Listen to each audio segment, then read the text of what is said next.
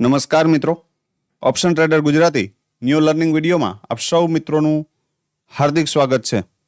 સૌથી પહેલાં અગત્યનું ડિસ્ક્લેમર કે આ વિડીયો માત્ર ને માત્ર એજ્યુકેશન પર્પઝથી છે. આની અંદર કોઈ પણ જાતની કોલ ટિપ્સ આપવામાં આવતી નથી.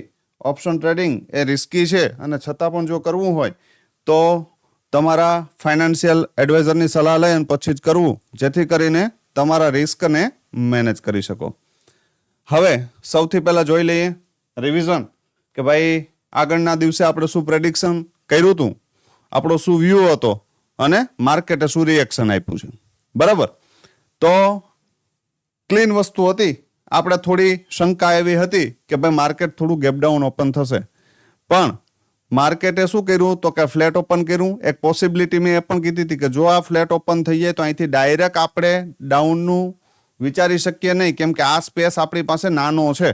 બરાબર, તો એને એક વખત આ એરિયામાં જવા દેવું પડે. તો જે ફર્સ્ટ કેન્ડલ બની છે ને એ આપણા લેવલ હતું 23,975, ત્યાંથી જ રિજેક્શન માર્યું.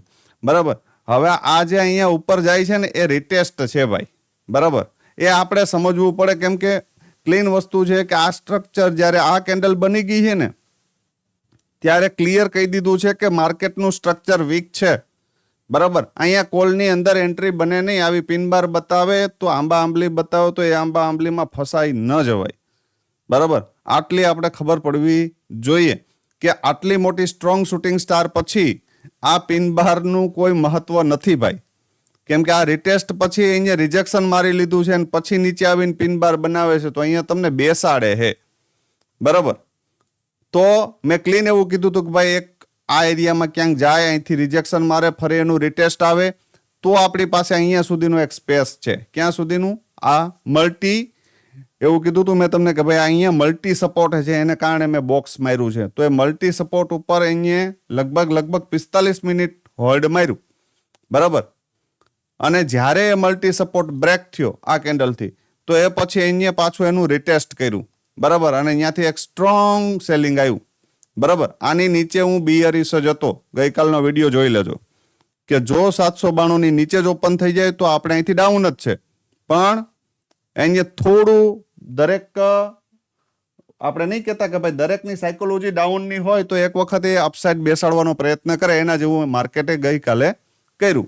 બરાબર, તો અહીંયાથી એક સ્ટ્રોંગ ફોલ આવ્યો અને 609 અને 496 એક્ઝેક્ટ લેવલ ઉપરથી બાઉન્સ થયું. એક્ઝેક્ટ લેવલ ઉપર. હવે તમને એવો પ્રશ્ન થતો હશે કે સાહેબ આટલું સ્ટ્રોંગ રિજેક્શન પછી પુટના પ્રીમિયમ ઇન્ક્રીઝ થયા નથી. ભાઈ આવી સિચ્યુએશનમાં આવા કાંડ થાય છે. બરાબર, ધારી લ્યો કે 800 વાળું 2500 વાળું પ્રીમિયમ જે હતું, બરાબર, એ એટલું સ્ટ્રોંગ ફોલ પછી 300 રૂપિયાની આજુબાજુ એની વેલ્યુએશન હોવી જોઈએ. એની જગ્યાએ 180 190 જ થઈ છે. પણ તમે એક વસ્તુ જોયું તો ફ્યુચર જે છે એ ફ્યુચર અહીંયા આવ્યું જ નથી. બરાબર, એટલે આ બધી વસ્તુ આપણે સમજથી બહાર છે. બરાબર, એક લોકલ નહીં પણ એમ કે રિટેલ ટ્રેડર જે છે, મતલબ કે જે લોકો એઝ એ બિગનર કામ કરે છે એની સમજથી આ વસ્તુ બહાર છે અને આવા કાંડ એ લોકો કરે છે. કોણ? સેલર. બરાબર, તમે વિચારો 496 થી 609, મતલબ કે 110 પોઈન્ટ લાસ્ટ 5 મિનિટમાં રિકવર કરાવ્યું છે અહીંયા, લાસ્ટ 5 મિનિટમાં. બરાબર, એટલે જ્યારે આવી સિચ્યુએશન દેખાય ત્યારે આપણે કમસે કમ 2x 3x થાય એટલે નીકળી જવાનું ભાઈ. વધારે મગજ મારવા જવાનો નથી. આની સાથે ફાઇટ કરવા જવાની નથી. આપણે ફાઇટ કરવા જશું તો એને પહોંચશું પણ નહીં. બરાબર, પણ આપણે નિયમ કાયદા મુજબ અહીંયાથી એન્ટ્રી બનતી હતી. બરાબર, અને આ જગ્યા ઉપરથી પણ એન્ટ્રી બનતી હતી. બરાબર, આ બે જગ્યા હતી કે જ્યાંથી આપણી એન્ટ્રી બનતી હતી. શું કામ બનતી હતી? ઓટીજી સક્સેસ સેટઅપ વાળા મિત્રોને ખ્યાલ હશે. બરાબર, અને તમને પણ હવે હોવી જોઈએ, કેમ કે 2 વર્ષથી હું આ બધા લોજિકો ફ્રી એનાલિસિસમાં પણ કહું છું. બરાબર, તો પ્રીમિયમ ઉપર નજર નાખીએ કે ભાઈ પ્રીમિયમમાં શું જોવા મળ્યું આપણે. હવે પ્રીમિયમની અંદર ક્લીન વસ્તુ છે ભાઈ. આપણો કોલ હતો 24,000નો. બરાબર, અને પુટ હતો 23,700નો. હવે ક્લીન વસ્તુ એવી હતી કે ભાઈ જ્યાં સુધી આ 42ની ઉપર છે આ પ્રીમિયમ પુટનું, કેમ કે આટલી સ્ટ્રોંગ કેન્ડલ રેડ પછી તો આપણે પુટનું જ વિચારવાનું હોય, કોલનું નથી વિચારવાનું ભાઈ. આ તો ખાલી પુલબેક છે. બરાબર, તો 42ની નીચે છે ત્યાં સુધી કોઈ ઇસ્યુ નથી. પણ 42ની ઉપર જેવું નીકળ્યું, જે આ ફર્સ્ટ 15 મિનિટનો લો છે, એને આ પ્રીમિયમ બીટ જ નથી કરતું. અને 42નો આપણું જે રેઝિસ્ટન્સ હતો એની ઉપર જઈને મસ્ત મજાની ગ્રીન કેન્ડલ ક્લોઝ કરે છે. તો તમે આની અંદર અહીંથી પણ એન્ટ્રી કરી શકતા હતા, અહીંયાથી પણ કરી શકતા હતા. સાવ નાનો એવો સ્ટોપ લોસ હતો 3-4 પોઈન્ટનો, બરાબર. અને આપણો પહેલો ટાર્ગેટ આ હતો, બીજો આ હતો અને ત્રીજો આ હતો, બરાબર. તો 3 ટાર્ગેટ આપણે જોવા મળ્યા. એક એન્ટ્રી આ જગ્યાએથી હતી, બીજી એન્ટ્રી આ જગ્યાએથી પણ હતી અને ત્રીજી એન્ટ્રી આ જગ્યા ઉપરથી પણ હતી. હવે તમને એવો પ્રશ્ન થતો હશે કે સાહેબ અહીંયા એન્ટ્રી ન બને. ના, બિલકુલ ન બને ભાઈ. અહીંયા એન્ટ્રી બિલકુલ બને નહીં. એના માટે આ લોની નીચે ક્લોઝ આપવું પડે ભાઈ. આ લોની નીચે ક્લોઝ આપીને પછી નીચેથી ફરી પાછું ઉપર નીકળવું જ ને તો આપણે માની લેત કે ભાઈ આવું થાય તો આપણે આ હાઈના ટાર્ગેટ માટે જાત, પણ એવું થયું નહીં. અથવા તો અહીંયાથી આ પ્રીમિયમ આ રીતે આમ નીકળે બહાર અને આની ઉપર ક્લોઝ આપે અને ફરી એનું રિટેસ્ટ આવે તો એન્ટ્રી બને, બાકી ન બને, બરાબર. આ બધા નિયમ કાયદાઓ છે, જો એ આપણે ખબર હોય તો આપણે આ જગ્યાએ ટ્રેપ થાય નહીં, બરાબર. આ જગ્યાએ બે જ કન્ડિશનમાં એન્ટ્રી થાય, યા તો આને બીઓએસ કરે ને યા તો આને ટ્રેપ કરે, બાકી એન્ટ્રી બને નહીં, બરાબર. આ મગજમાં ફિટ કરીને રાખવાનું, એટલે જેથી કરીને ફરીવાર ક્યારેય તકલીફ ના પડે, બરાબર. તો આમાંથી તમે ક્યાં ટ્રેડ પકડ્યા છે, બરાબર, એ કોમેન્ટમાં ખાસ જણાવજો, એટલે જેથી કરીને મને પણ ખબર પડે કે તમારું એજ્યુકેશન કેટલું પાવરફુલ છે, બરાબર. તો હવે જોઈ લઈએ આવતીકાલે શું થઈ શકે.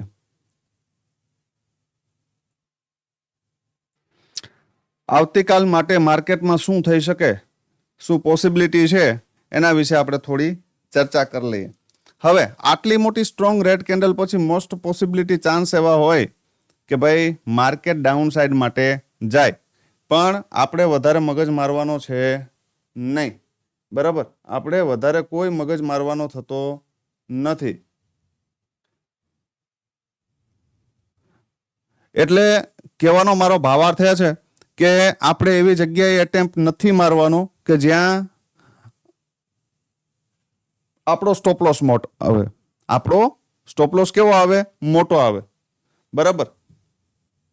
અને એવી જગ્યાએ એટેમ્પ્ટ મારવાનો છે કે જે જગ્યા ઉપર આપણે ટૂંકમાં સ્ટોપ લોસ નાનો આવે અને આપણો ટાર્ગેટ મોટો હોય, બરાબર. એટલે આ વસ્તુ ખાસ ધ્યાનમાં લેવાની છે. જોઈ લઈએ આપણે કે ભાઈ કયા લેવલ મહત્વના છે આપણા માટે. સૌથી મહત્વની વાત, જ્યાં સુધી 23,744 આ ઝોનની નીચે છે ને, આ ઝોનની નીચે, બરાબર, ત્યાં સુધી સ્ટ્રોંગ નેગેટિવ છે, યાદ રાખજો. 744 નીચે છે ત્યાં સુધી સ્ટ્રોંગલી નેગેટિવ જ છે. આ એરિયામાંથી ક્યાંયથી પણ સેલિંગ આવી શકે. સ્ટ્રોંગલી બુલિશ આપણે થશું 23,855 ઉપર. ક્યાં ધારી લ્યો કે થોડું ફ્લેટ ઓપન થઈ જાય, એક પુલબેક મારીને આ રીતે મારી દે તો ઇટ્સ પોસિબલ કે ભાઈ જેટલા કાલ પુટની અંદર બેઠા છે એ બધાને એક વખત બહાર કાઢશે, બરાબર. આવું થઈ શકે, બરાબર. અને એની લિક્વિડિટી સ્વીપ કરી અને ફરી એ ઉપર નીકળી શકે, બરાબર. પણ જો ધારી લ્યો કે આ ઝોનને ફરી બ્રેક કર્યું અને આ ઝોન બ્રેક થઈ ગયો અથવા તો ગેપ ડાઉન જ ઓપન થયું, કોની નીચે? 510ની નીચે, તો એક નાનો એવો પુલબેક આ ક્લોઝિંગ એરિયા સુધી મારવા દેજો અને અહીંયાથી 359 અને 260ના ટાર્ગેટ માટે જઈ શકાય. તો આ લો બીટ થવાના પૂરેપૂરા ચાન્સીસ છે, બરાબર. પણ આવું થાય તો ધારી લ્યો કે આ એરિયામાં ક્યાંક ઓપન થાય, ક્યાં?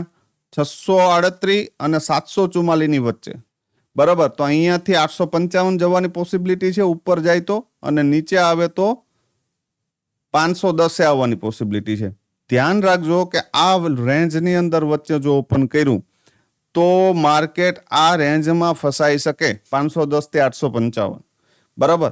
તો અનસ્ટેબલ મુવમેન્ટ હશે, આ યાદ રાખવું, બરાબર. કાલે સોમવાર છે, બરાબર. અને સોમવારે ફર્સ્ટ સેશન થોડું ઘણું પ્રીમિયમને શું કરશે? એડજસ્ટ કરશે, બરાબર. એટલે આ મગજમાં ફિટ રાખજો. પણ આ ઝોનમાં ઓપન થાય અને આની ઉપર એક 15 મિનિટની કેન્ડલ ક્લોઝ કરે ને ફરી એનું રિટેસ્ટ આવે ને તો સ્પેસ મળશે અહીંથી ઉપરનો, અથવા તો આને નીચે બ્રેક કરે અને ફરી એનું રિટેસ્ટ આવે તો આ સ્પેસ મળશે અહીંયાથી અહીંયા સુધીનો. જ્યાં સુધી આ બીટ ન થાય ત્યાં સુધી સ્ટ્રોંગ નેગેટિવ ન થવું, જ્યાં સુધી આ બીટ ન થાય ત્યાં સુધી સ્ટ્રોંગ પોઝિટિવ ન થવું. હા, એવું મળે કે ધારી લ્યો કે બોટમ ઉપરથી મળ્યું, અહીંયાથી એક પોઝિટિવ કેન્ડલ મળી, ફરી એનું રિટેસ્ટ આવ્યું, નાનો સ્ટોપ લોસ છે, તો આ બે ટાર્ગેટ માટે જઈ શકાય. અથવા તો આ ઝોનમાંથી રિજેક્શન આવ્યું, ધારી લ્યો કે ગેપ અપ ઓપન થયું, આ ઝોનમાંથી રિજેક્શન આવ્યું, એનું રિટેસ્ટ આવ્યું, ઉપર ફેક બ્રેકઆઉટ કરવાનો પ્રયત્ન કર્યો અને પછી રિજેક્શન આપીને ફરી કેન્ડલ ક્લોઝ આપીને તો એ આ એરિયા સુધી આવી શકે. બરાબર, અહીંયાથી ફરી સેલિંગ આવી શકે, યાદ રાખજો. બરાબર, આ ઝોન પછી બ્રેકઆઉટ, આ ઝોન પછી બ્રેકડાઉન, આટલું ક્લિયર. બરાબર, હવે જોઈ લઈએ આપણે કે પ્રીમિયમમાં શું થઈ શકે. જ્યાં સુધી આપણે ડિસિપ્લિન નહીં રાખીએ, ટ્રેડ 10-10 મિનિટે દેખાવાના જ્યાં સુધી ચાલુ રહેશે ને ત્યાં સુધી આપણો ક્યારેય ઉદ્ધાર થઈ શકે નહીં. કોલ છે 23,800 નો કોલ અને પુટ છે 23,500 નો પુટ. પછી શું થઈ શકે આની અંદર? તો સૌથી પહેલા કોલ જોઈ લઈએ. કોલ જે છે એ 95, અહીંયા એક ઝોન છે 84 થી લઈ અને 95. કેટલું? 84 થી લઈ અને 95. પોસિબિલિટી એવી છે કે મોર્નિંગમાં જો ફ્લેટ ઓપન થાય તો આ પ્રીમિયમ આ એરિયામાં 84 ની આજુબાજુ અહીંયા એક બોક્સ મારી દેજો. બરાબર, 84 ની આજુબાજુ સપોર્ટ લઈ શકે, પણ જ્યાં સુધી ફરી 95 ની ઉપર કોઈ કેન્ડલનું ક્લોઝિંગ ના આપે ત્યાં સુધી આપણે એને માનશું નહીં. ફરી 95 ની ઉપર જો અહીંયાથી આમ ક્લોઝિંગ આપી દે, બરાબર, તો પછી ધારી લ્યો કે આ પ્રીમિયમ અહીંથી આમ ઉપરથી આમ રિજેક્શન મારે અને આ અહીંયાથી 95 ની ઉપર ક્લોઝ કરે તો પછી 168 સુધી જવાના પોસિબિલિટી. 140 પહેલો ટાર્ગેટ ને બીજો 168. બરાબર, જ્યાં સુધી 168 ની ઉપર ન નીકળે, 15 મિનિટની કેન્ડલ ક્લોઝ ન થાય ત્યાં સુધી આપણે સ્ટ્રોંગ બુલિશ થશું નહીં. 168 ની ઉપર ક્યાંય પણ કેન્ડલ ક્લોઝ કરી આવે અને ફરી આ ઝોનની અંદર રિટેસ્ટ મારતું દેખાય ને અહીંયા કોઈ પોઝિટિવ કેન્ડલ દેખાય ને તો અહીંથી 260 ના ટાર્ગેટ માટે જઈ શકાય. બરાબર, આ ક્લિયર એન્ડ કટ વાત છે. પણ જો મોર્નિંગમાં 95 બ્રેક થઈ ગયું તો પછી આની જગ્યા 30 રૂપિયા છે, 25 થી લઈને 30. આ ઝોનની આજુબાજુ ક્યાંય બ્રેક કરે, કન્ડિશન એ બ્રેક કરીને ઉપર નીકળે, બરાબર, તો અને તો જ આપણે માનશું, ત્યાં સિવાય માનશું નહીં. બરાબર, આ મગજમાં ફિટ કરી લેજો.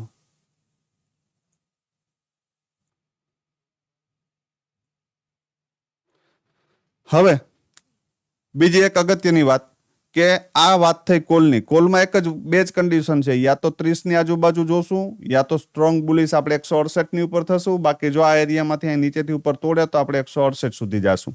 બરાબર, આટલું ક્લીન. પુટની અંદર જો મોર્નિંગમાં તમને 43 ની આજુબાજુ ક્યાંય મળી જાય, બરાબર, આ એરિયામાં, તો અહીંયાથી બાઉન્સ બેક કરી અને જો 71 ને બ્રેક કરી દે તો 97 અને 129 સુધીના ટાર્ગેટ માટે જઈ શકાય. એનાથી ઉપર જાય તો 160. બરાબર, આ ક્લિયર રાખજો આ વસ્તુ. બરાબર, ધારી લ્યો કે મોર્નિંગમાં જ એ 43 ને બ્રેક કરે તો પછી અહીંયા 20-22 ની આજુબાજુ નજર રાખજો. 19 ટેપ મારી આ જગ્યા ઉપર અને 20-22 ની ઉપર ક્લોઝ કરી દઈ ને તો પછી પેલો ટાર્ગેટ 43, બીજું 71 અને ત્રીજું 93 માટે જઈ શકાય. 19 ની નીચે નીકળે તો આપણે એને ડાયરેક્ટ નહીં તો હપ્તે હપ્તે ભૂલી જશું. બરાબર, તો બે જ ઓપોર્ચ્યુનિટી છે. ગેપ અપ ઓપન થાય આ પ્રીમિયમ, વધારે ગેપ અપ ઓપન થાય 97 ની આજુબાજુ તો 71 સપોર્ટ લઈ તો અહીંથી બાઉન્સ બેક કરી શકે. ફ્લેટ ઓપન થાય તો 43 પુલ બેક મારે અથવા તો 20-21 ની આજુબાજુ આ એરિયામાં ક્યાંક નીચે આવે અને ફરી આની ઉપર આવીને ક્લોઝ કરે તો આપણે અપસાઇડના ટાર્ગેટ માટે જાશું. 2x ઇઝીલી થઈ જશે, પણ ડીપથી લેશો તો આશા રાખું છું કે આ વસ્તુ તમને સમજાણી હશે. બરાબર, લાસ્ટ ટ્રેડિંગ સેશનમાં આપ સૌ મિત્રોએ શું કર્યું છે એ કોમેન્ટમાં જણાવજો. કમસે કમ 200 કોમેન્ટ જોઈએ આજે, તો જ આ એફર્ટ ચાલુ રહેશે. બરાબર, તો આશા છે કે 200 કોમેન્ટ સાંજ સુધીમાં જોવા મળશે તમારા રિવ્યુ. બરાબર, તો ફરી મળીએ નવા વિડીયોમાં. ત્યાં સુધી જય માતાજી, હર હર મહાદેવ.